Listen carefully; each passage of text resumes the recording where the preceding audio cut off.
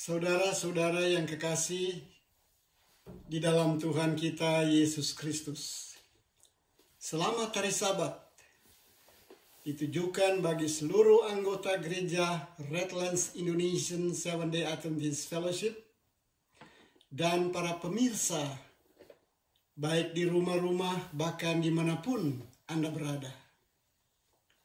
Pada hari Sabat ini, tanggal 13 Juni 2020, kita akan membahas pelajaran sekolah Sabat yang berjudul Alkitab dan Nubuatan.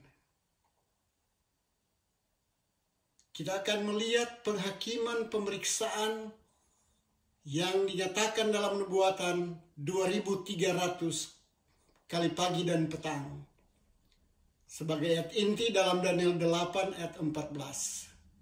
Sampai lewat 2300 petang dan pagi, lalu tempat kudus itu akan dipulihkan di dalam keadaan yang wajar. Saudara-saudaraku, pekabaran dalam buku Daniel ini merupakan nubuatan yang terpanjang di dalam Daniel pasal 8 dan 9. Ringkasnya adalah ada dua kurun waktu yang perlu kita ketahui. Pertama, 70 pekan atau 490 tahun adalah kesempatan bagi orang Yahudi atau Ibrani untuk mempersiapkan kehidupan mereka menerima Yesus Kristus. Itulah yang disebutkan Injil yang dibawakan kepada orang-orang Ibrani. Itu dimulai pada tahun 457 sebelum Masehi. Yang pertama sampai pada 34 Masehi. Itulah 490 tahun untuk orang Yahudi. Yang berakhir pada tahun 34 sesudah Kristus atau tahun Masehi. Ditandai dengan Stefanus dilempari dengan batu karena memberitakan Injil Yesus Kristus. Dan kurun waktu yang kedua, dari tahun 34 sampai 1844, itu merupakan waktu untuk pekabaran Injil kepada semua bangsa di dunia yang pada saat itu disebut orang-orang kafir. Untuk menerima pekabaran keselamatan dari Yesus Kristus. Dan itu dari tahun 34, kalau kita sudah gunakan waktu untuk orang Yahudi 490 tahun, berakhir tahun 34, maka untuk melengkapi 2300 tahun, itu berarti kita harus menambah 1810 dari tahun 34, jadi berakhir tahun 1844. Itulah hari penghukuman dimulai, atau penghakiman pemeriksaan yang disebut investigative judgment. Saudara-saudaraku, Alkitab dan nubuatan itu kita perlu ketahui karena nubuatan Alkitab sangat penting bagi identitas dan misi gereja kita. Nubuatan menyediakan mekanisme internal dan eksternal, menegaskan keakuratan firman Tuhan. Yesus berkata di dalam Yohanes 13 ayat 19, Aku mengatakannya kepadamu sekarang juga, sebelum hal itu terjadi, supaya jika itu terjadi, kamu percaya. Jadi apa yang dinubuatkan atau diramalkan, dikatakan lebih dahulu, supaya apabila itu terjadi ramalan ini, atau nubuatan ini, kita bisa mempercayai. Yohanes 14 ayat 29, hal yang sama disebutkan, dan sekarang juga aku mengatakannya kepadamu sebelum hal itu terjadi, supaya kamu percaya apabila hal itu terjadi. Saudara-saudaraku, bagaimana kita menafsir nubuatan dengan benar, sehingga kita tahu nubuatan itu, ramalan itu benar-benar terjadi? Tahukah saudara bahwa selama reformasi, para reformator, para pembaru, mengikuti metode historis. Metode ini sama dengan yang digunakan oleh Nabi Daniel dan Yohanes Pewahyu sebagai kunci untuk menafsir progresif dan berlanjutnya dimulai di masa lalu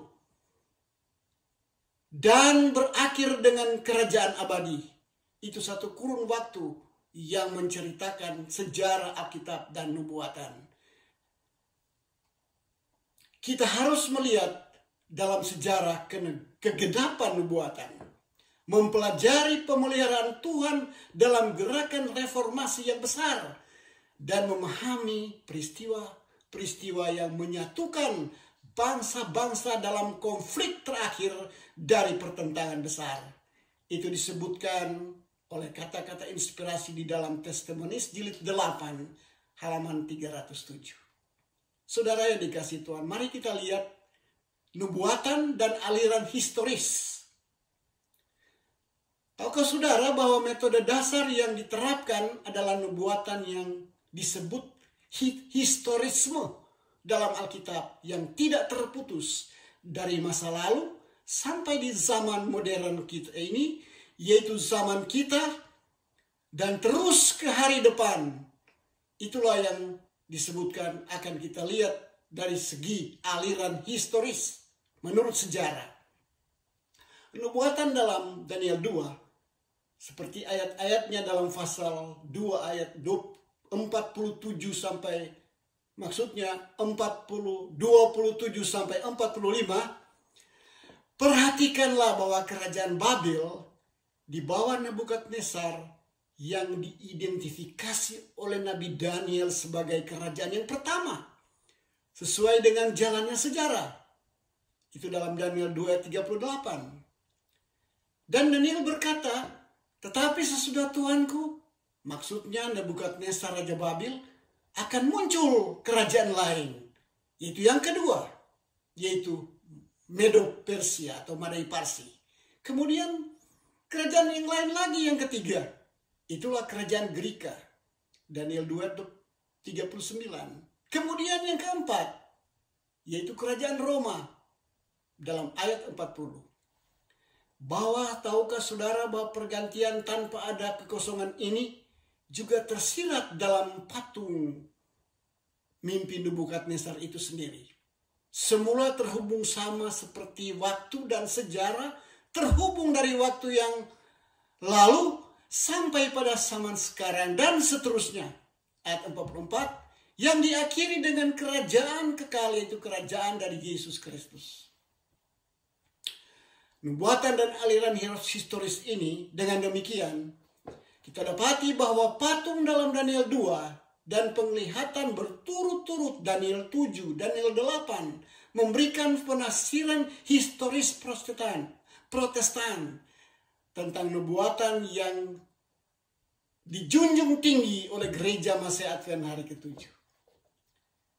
Apa yang dikatakan Yesus untuk memahami cara nubuatan-nubuatan itu kita telah membacanya untuk digenapi. Yohanes 14 ayat 9 kita membaca kembali. Dan sekarang juga aku mengatakannya kepadamu sebelum hal itu terjadi, supaya kamu percaya apabila hal itu terjadi. Saudara-saudaraku, kemudian kita datang pada prinsip tahun atau hari nubuatan. Artinya satu hari dihitung 1 tahun. Satu hari nubuatan artinya 1 tahun. Salah satu kunci penafsiran historis adalah prinsip tahun setiap hari nubuatan. Banyak sarjana selama berabad-abad menerapkan prinsip ini pada nubuatan mengenai waktu dalam buku Daniel dan buku Wahyu. Dalam 2 ayat ini kita bisa membaca di dalam Perjanjian Lama, Bilangan 14 ayat 34 dan Yeskiel 4 ayat 6. Kita membaca mulai yang pertama, Bilangan 14 ayat 34. Sesuai dengan jumlah hari yang kamu mengintai negeri itu, yakni 40 hari, 1 hari dihitung 1 tahun. Jadi 40 tahun lamanya kamu harus menanggung akibat kesalahanmu. Ayat yang kedua, Yeskiel 4 ayat 6. Dan tanggunglah hukuman kaum Yehuda 40 hari lamanya. Aku menentukan bagimu 1 hari untuk 1 tahun. Itu artinya 1 hari nubuatan, arti sebenarnya 1 tahun. Saudaraku, dalam buku Daniel seperti yang kita telah sebutkan tadi dalam pendahuluan bahwa ada nubuatan yang menakjubkan yang paling panjang di dalam kitab Daniel. Itulah nubuatan 2300 hari atau 2300 tahun. Daniel 28 ayat 14 telah disebutkan tadi bahwa sampai 2300 kali petang dan pagi, maka tempat yang kudus akan diperbaiki. Ini menggambarkan hari pendamaian di zaman dulu. Menggambarkan hari pengadilan pemeriksaan. Dan itulah yang kita sedang bahas saat ini. Jadi sekali lagi, nubuatan ini dimulai pada waktu dekrit atau perintah dari Raja Persia yang terakhir yaitu Artasasta tahun 457 untuk membangun kembali Yerusalem yang telah hancur. Itu dalam Esra 7 ayat 1 sampai 37. Dan itu berlanjut terus sampai pada tahun 1844. 2300 tahun lamanya, di mana pekabaran disampaikan pertama bagi orang Ibrani, 70 pekan untuk orang Ibrani atau 490 tahun yang berakhir tahun 34. Dan kemudian kurun waktu yang kedua yaitu sesudah 1810 tahun, maksudnya untuk menggenapi 490 tahun kesempatan bagi orang Yahudi. Sekarang dia beralih kepada orang kafir, dan itulah pekabaran kepada orang-orang kafir yang dimulai tahun 34 sampai tahun 1844. Itulah hari penghakiman, hari pengadilan. Saudara-saudaraku, kurun waktu ini hanya bisa ditentukan oleh firman Tuhan. Oleh karena ini menunjukkan permulaan suatu pergerakan Injil, pekabaran selamat yang dimulai oleh bangsa Yahudi sebagai umat Tuhan yang terpilih pada waktu itu. Dan kemudian kepada Injil yang kekal untuk bangsa-bangsa di dunia sesudah tahun 34. Ini menunjukkan, ini menunjuk kepada zaman yang paling akhir, di mana kita mengharapkan kekekalan, yaitu dunia baru, surga yang disediakan oleh Tuhan bagi orang yang percaya kepada Injil itu. Nah, saudara-saudaraku, bagian ketiga kita akan membicarakan penghakiman pemeriksaan tahun 1844 itu merupakan pengadilan pemeriksaan yang akan berlanjut sampai kedatangan Yesus yang kedua kali.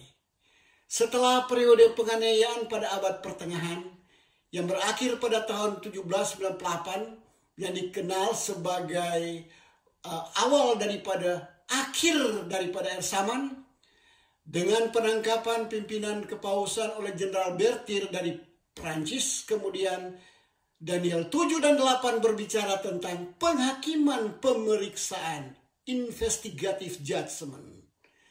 Dan nubuatan 2300, yakni kita telah sebutkan tadi, yang dimulai tahun 457 BC sebelum Kristus sampai tahun 1844 AD atau Tarik Masehi. Titik awal nubuatan 2300 tahun ini saat keluarnya perintah untuk membangun Yerusalem.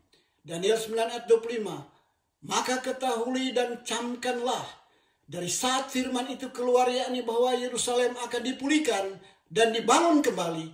Itulah awal nubuatan 2300 tahun, yaitu tahun 457 sebelum Masehi. Saudara-saudaraku, di sana dinyatakan tentang kuasa tanduk kecil Daniel 7 ayat 25. Ini menjelang investigative judgment atau menjelang pengadilan tahun 1844. Kuasa yang muncul dari kerajaan Romawi yang melanjutkan politik keagamaan selama 1260 tahun, yaitu tahun 538 sampai tahun 1798 Masehi, disebutkan dengan menghapuskannya hukum kedua oleh kuasa ini, Jangan membuat patung dalam Keluaran 20 ayat 4. Dan mengubah hari Sabat, ingat dan kuduskan hari Sabat, Keluaran 20 ayat 8. Dari hari ke-7 menjadi hari pertama. Maka inilah yang telah digenapi, saudara-saudara. Itulah nubuatan yang telah digenapi. Saudara yang dikasihi Tuhan, apakah yang akan terjadi di surga selama 1000 tahun sampai kekal yang dinubuatkan? Bahwa umat tebusan akan menikmati perbaktian penyembahan yang satu kepada Sang Pencipta, yaitu pada hari Sabat secara rutin di bumi baru, dan itu akan berlanjut selama-lamanya. Itulah nubuatan yang akan digenapi oleh umat Tuhan yang akan mewarisi kehidupan yang kekal. Dinubuatkan di dalam Yesaya 66 ayat 22-23. Sebab sama seperti langit yang baru dan bumi yang baru, yang akan kujadikan itu, firman Tuhan, tetap tinggal selama-lamanya di hadapanku. Demikianlah firman Tuhan. Dan Sabat berganti Sabat, maka seluruh umat manusia, umat yang telah diselamatkan, akan datang menyembah, sujud menyembah di hadapanku, firman Tuhan. Inilah nubuatan, saudara-saudaraku, akan digenapi pada waktu Yesus datang kali kedua, menyambut umat-umatnya ke surga. Dan kemudian kita bicara tentang tipologi sebagai nubuatan. Tipologi berfokus pada orang-orangnya, peristiwa-peristiwa atau masalah-masalah yang sebenarnya dari perjanjian lama ditemukan dalam sejarah nyata, secara historis. Tapi hal itu mengarah pada peristiwa yang lebih besar di masa depan. Itu tipologi. Sehingga muncul tipe dan antitipe. Penggunaan tipologi sebagai metode penafsiran menunjuk kembali kepada Yesus dan para penulis Perjanjian Baru bahkan ditemukan dalam Alkitab Perjanjian Lama itu sendiri. Satu-satunya panduan untuk mengenali tipe dan antitipe adalah ketika seorang penulis Alkitab mengutip dari Perjanjian Lama umpamanya atau dari Perjanjian Baru, dan dia secara diilhami, dia mengidentifikasi apa yang dia tulis atau dia baca. Itu tipe dan antitipe. Tipologi sebagai nubuatan diartikan sebagai berikut. Paulus menunjukkan kembali pada kenyataan sejarah keluarnya bangsa Israel dari penjajahan Mesir, dan menunjukkan dan melambangkan tipologi berdasarkan pengalaman orang Ibrani dahulu di padang belantara. 1 Korintus 10 ayat 6. Semuanya ini telah terjadi sebagai contoh bagi kita untuk memperingatkan kita supaya jangan kita menginginkan hal-hal yang jahat seperti yang mereka perbuat, dan supaya jangan kita menjadi penyembah-penyembah berhala sama seperti mereka, orang Israel dahulu. Saudara-saudaraku, sebagai kesimpulan, bagaimana aplikasi kehidupan dengan pertanyaan ini? Apakah cara yang dapat Anda bagikan dengan pekabaran unik Injil yang kekal ini kepada seluruh bangsa di dunia? Dengarkan pekabaran itu. Dalam Wahyu 14 ada disebutkan pekabaran 3 malaikat dan pekabaran malaikat pertama di dalam Wahyu 14 ayat 6 dan 7. Ayat 6 dikatakan, dan padanya ada Injil yang kekal untuk diberitakan kepada mereka yang diam di bumi dan kepada semua bangsa. Ayat 7. Dan ia berseru dengan suara nyaring, takutlah akan Allah, muliakanlah dia, karena telah tiba saat penghakimannya, dan sembahlah dia yang telah menjadikan langit, bumi, dan laut, dan semua mata air. Bagaimana kita menyampaikan ini, saudaraku? Tentunya kita harus percaya bahwa Injil itu adalah Yesus Kristus, jalan keselamatan, Injil yang kekal. Dan itu diberitakan kepada semua bangsa, suku, bahasa, kaum di dunia ini. dan diserukan dengan suara nyaring. Dan seruan utama adalah takut akan Allah, muliakan Dia, karena telah tiba saat penghakimannya. Nah, itulah yang dimulai tahun 1844, saat penghakiman pemeriksaan, investigative judgment. Dan itu akan terus nanti diakhiri dengan executive judgment atau pengadilan pembalasan dari Tuhan. Takutlah akan Allah karena sudah tiba saat penghakimannya. Dan ini yang penting, yang terakhir. Sembahlah Dia yang telah menjadikan langit dan bumi dan laut dan semua mata air. Bagaimana saudara-saudara kita menyembah Dia? Nah, kita boleh lihat pada hukum yang keempat. Keluaran 20 ayat 8 sampai 11. Ayat 11 dikatakan, sembahlah Dia yang menjadikan langit dengan menguduskan atau menyembah si pencipta pada hari-hari yang ditentukannya, yaitu pada hari Sabat. Saudara-saudaraku, dalam kehidupan kita ini, kita harus tahu arti dari Injil yang kekal ini. Injil yang kekal ini adalah pengenalan akan Kristus sebagai Alfa dan Omega. Dan sebagai Alfa yang kekal dan sebagai Omega yang abadi. Artinya, Alfa yang kekal ialah kita tidak tahu dari mana batas kekalnya di permulaan dunia ini. Kita tidak tahu permulaannya. Kekal. Dan begitu juga dengan Omega yang abadi, artinya itulah satu kehidupan yang abadi yang hanya kita dapat di dalam Yesus Kristus. Yang akan memberikan kehidupan kita selama-lamanya di dunia baru nanti.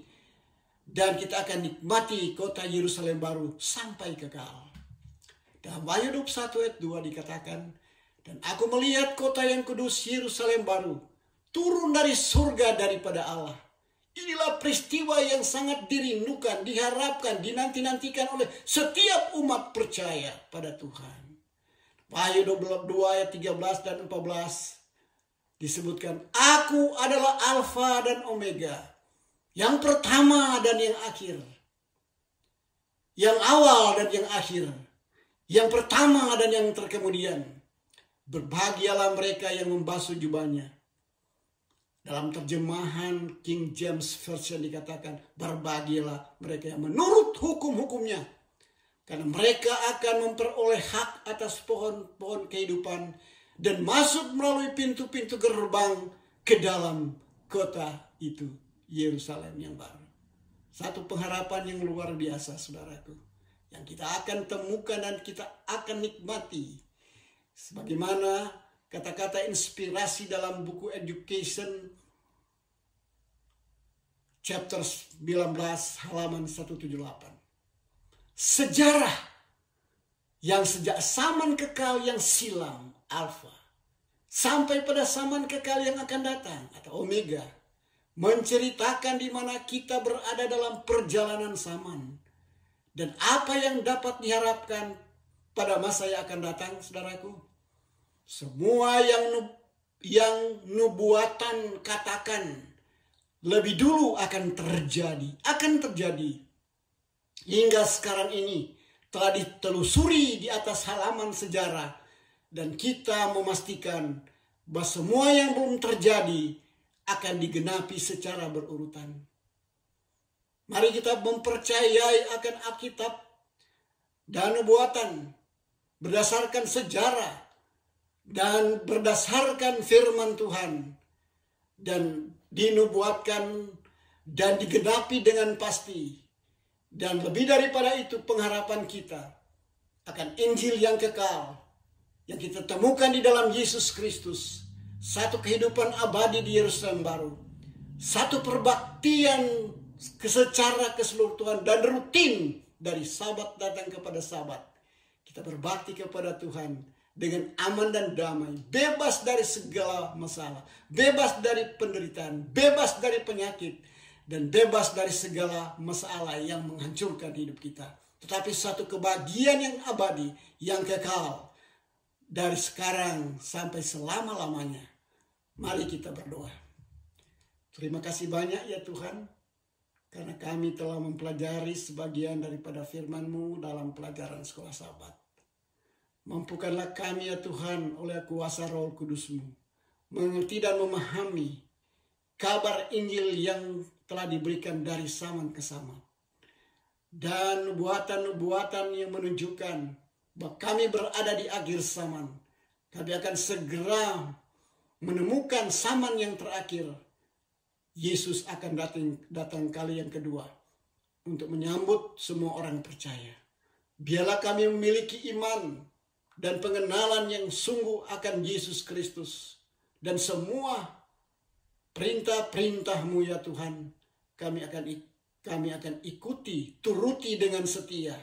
Dari sekarang sampai Tuhan Yesus datang adalah doa dan pengharapan kami. Di dalam nama Tuhan Yesus. Amin.